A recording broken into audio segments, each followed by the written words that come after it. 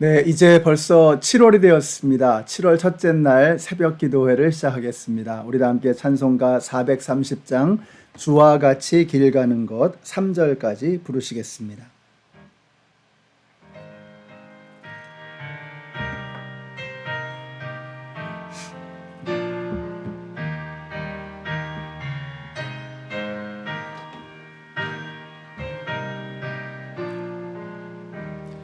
주와 같이 길 가는 것 즐거운 일 아닌가. 우리 주님 걸어가신 발자취를 밟겠네. 한 걸음 한 걸음 주 예수와 함께 날마다 우리 걸어가리. 어린아이 같은 우리 미련하고 약하나 주의 손에 이끌리어 생명길로 가겠네. 한 걸음 한 걸음 주 예수와 함께 날마다 우리 걸어가리. 꽃이 피는 들판이나 험한 골짜기라도 주가 인도하는 대로 주와 같이 가겠네. 한 걸음 주 예수와 함께 날마다 우리 걸어가리. 아멘. 오늘 우리에게 주시는 하나님의 말씀은 민수기 2장의 말씀입니다.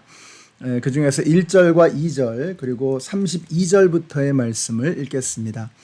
주님께서 모세와 아론에게 말씀하셨다. 이스라엘 자손이 진을 칠 때에는 회막을 중심으로 하여 그 둘레에 진을 치되 각기 자기가 속한 부대 기가 있는 곳에다가 자기 가문의 깃발을 함께 세우고 진을 쳐야 한다. 또 32절부터 읽습니다. 다음은 이스라엘 자손 가운데서 집안별로 병적부에 오른 사람들의 숫자이다. 모든 진영 각 부대에 소속된 군인의 수는 모두 더하여 60만 3,550명이다. 그러나 이스라엘 자손 가운데서 레위 사람들은 주님께서 모세에게 명하신 대로 병적부에 올리지 않았다. 이처럼 이스라엘 자손은 주님께서 모세에게 명하신 대로 다 하였다. 그리하여 그들은 각기 가문별, 가족별로 자기들의 깃발 아래에 진도 치고 행군도 하였다. 아멘. 네, 오늘 민수기 2장의 말씀입니다. 이제 광야길로 39년을 걸어가야 하는데 그 길은 편안한 길이 아니었습니다.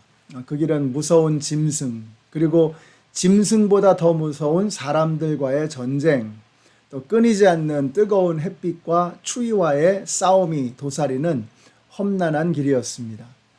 그래서 하나님은 오늘 본문에서 장정, 그러니까 군인으로 나가 싸울 수 있는 사람들을 집계를 하는데 총 60만 3,550명으로 그 숫자가 헤아려졌습니다.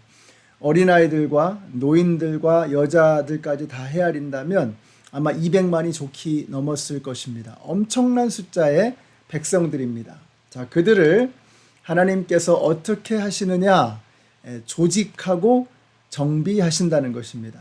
오늘 말씀의 핵심이 이스라엘 백성들을 조직하고 정비하시는 것입니다. 그래서 이제 앞으로 걸어가게 될 그 광야길에서 이스라엘 백성들이 일사불란하게 함께 움직일 수 있도록 조직하시고 정비하시는 것, 그것이 바로 오늘 말씀의 내용입니다.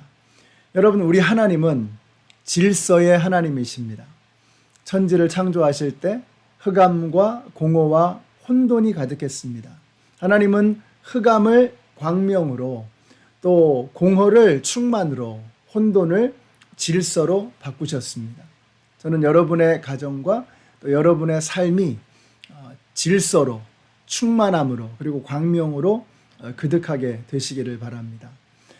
그렇게 하기 위해서 정돈되고 조직되어야 하는데, 그러면 그 기준을 뭘로 삼을 것이냐, 이게 중요하죠. 우리가 조직하고 정비하기 위해서는 제일 중요한 게 기준입니다.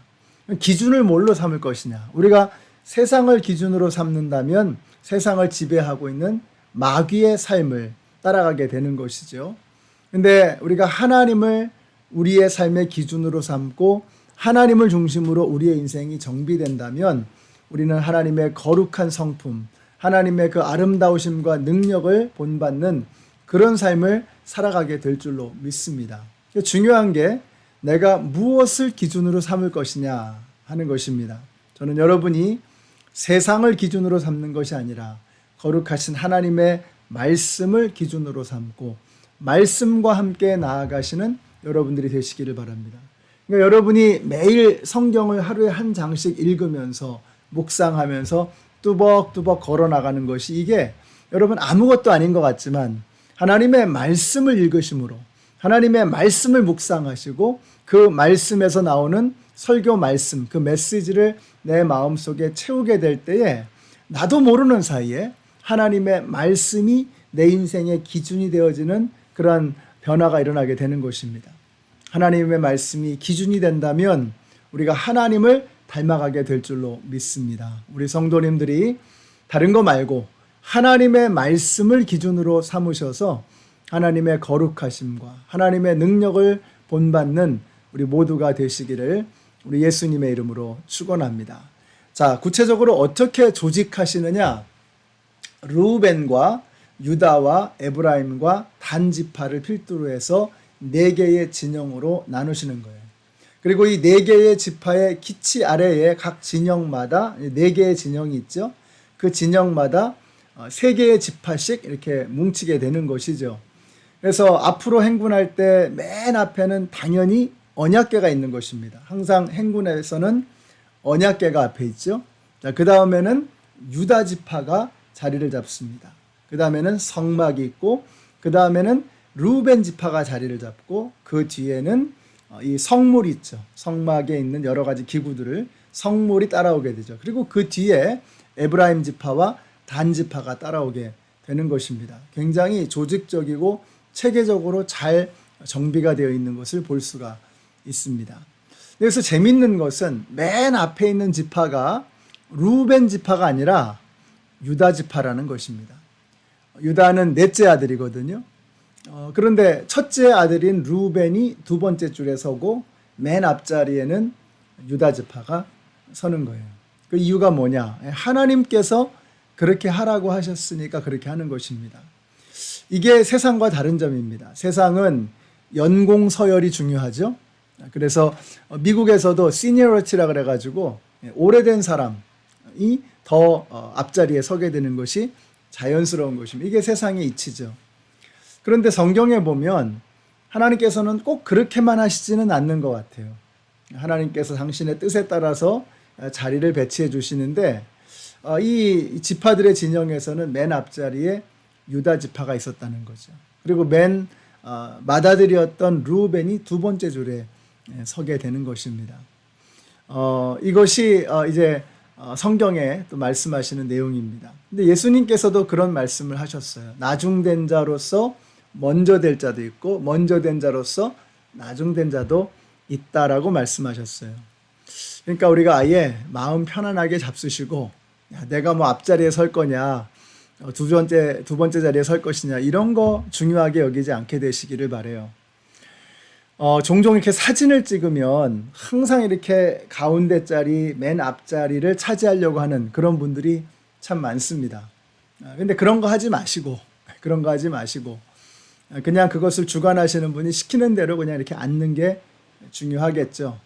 굳이 여러분이 앞자리에, 가운데 자리에 앉으려고 노력하지 않게 되시기를 바라요. 참 보면은 별로 아름답지 않습니다. 그냥 이렇게 자연스럽게 하면 되는 것이죠. 우리 연합장로교회 성도님들이 이렇게 앞자리에 서려고 또 가운데 자리에 서려고 그렇게 노력하지 않는 그런 분들이 되시기를 바라요. 하나님께서 보시면은 하나님께서 하시는 일들을 보면 참 재미있습니다. 유다 지파는 끝까지 선봉해서 잘 싸웠습니다. 그리고 루벤도 두 번째 자리에서 시험 받지 않고 끝까지 잘 따라갔죠. 여호수아는 선봉에 서서 끝까지 겸손하고 신실하게 자리를 지켰습니다. 또 갈렙도 두 번째 자리에서 실망하지 않고 끝까지 그 자리에 서서 자기의 자리를 지켜주었다는 거죠. 이것이 바로 승리의 비결이다. 그 믿음의 공동체가 어떻게 든든하게 설 수 있느냐? 자리에 연연하지 않고 하나님께서 세워주시는 그 자리에서 충성과 최선을 다하게 될 때 우리가 함께 승리하게 될 줄로 믿습니다. 이 부분에 있어서 우리 성도님들이 잘 하시는 것이 있고 또 우리 교회 성도님들이 잘 못하시는 게 있어요. 우리가 잘하는 게 뭐냐? 우리 성도님들은 이 뒷자리에서 말없이 섬기시는 거 이거 참 잘 하십니다. 보이지 않는 곳에서 묵묵하게 그리고 묵직하게 자신의 일을 감당해내시는 것을 보면서 얼마나 감사한지 몰라요. 그래서 우리 성도님들은 이 훈련이 잘 돼 있으셔서 코로나 기간에도 교회의 일들을 꾸준하게 감당해내시는 그런 분들이 참 많이 계십니다. 또 교회에서 헌금도 뭐 사람이 보든 보지 않든 하나님 앞에서 하는 거니까 신실하게 그 일들을 잘 감당해내시는 분들이 참 많이 계세요. 얼마나 감사한지 모릅니다. 그런 분들이 계시기 때문에 교회가 흔들림 없이 나아갈 수 있는 것이죠.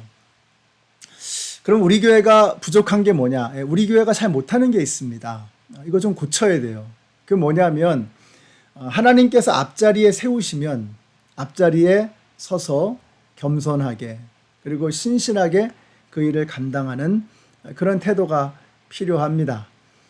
뒤에서 말없이 섬기는 사람도 중요하죠.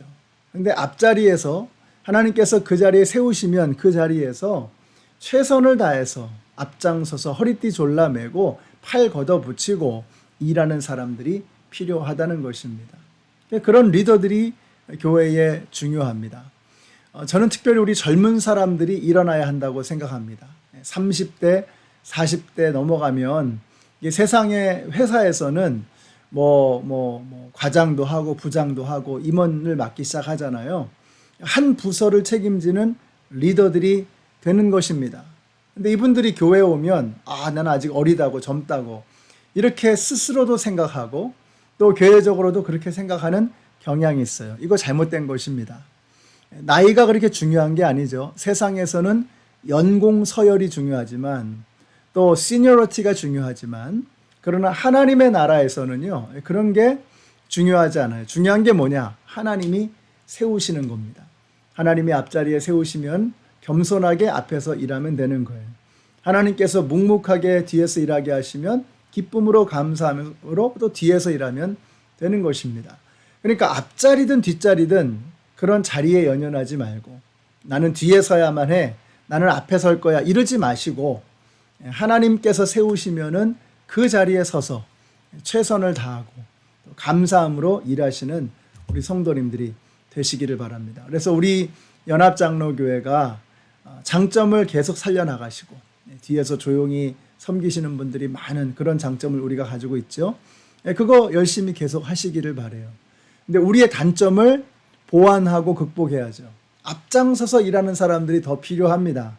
그러므로 여러분 젊은 사람들도 그렇고 우리 연세가 있으신 어르신들도 그렇고 하나님께서 부르시면 그 부르시는 그 자리에서 최선과 충성을 다하시는 우리 모든 연합장로교회 성도님들이 다 되시기를 우리 예수님의 이름으로 축원합니다. 기도하겠습니다. 하나님 감사합니다. 오늘 말씀을 통해서 저희들에게 또 귀한 깨우침을 허락해 주셔서 너무나 감사합니다. 이스라엘 백성들을 조직하고 정비하여서 험난한 광야길을 걸어가게 하신 것처럼 우리가 이 세상 속에서 교회로서의 사명을 감당해내기 위해서 우리가 더욱더 잘 조직되고 정비되어야 할 줄로 믿습니다. 하나님께서 세우시는 그 자리에서 사심을 버리고 또 각자의 편견과 자기의 생각을 내려놓고 주님이 시키시는 그 일을 기쁨으로 겸손함으로 성실함으로 감사함으로 감당해내는 저희들 모두가 되게 하여 주시옵소서. 예수님의 이름으로 기도드렸습니다. 아멘. 네, 연합장로교회 성도 여러분, 오늘도 우리가 광야의 길을 걸어갑니다. 이 길에서 멋진 승리를 거두시는 우리 모든 성도님들이 되시기를 축복합니다.